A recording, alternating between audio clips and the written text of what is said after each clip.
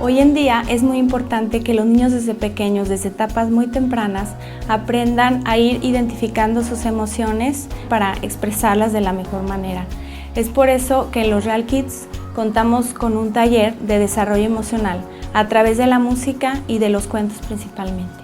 Por medio de ella, los niños poco a poco van identificando elementos y por medio de estas sílabas repetitivas y rimadas que la música genera, ellos poco a poco también van trabajando en su memoria.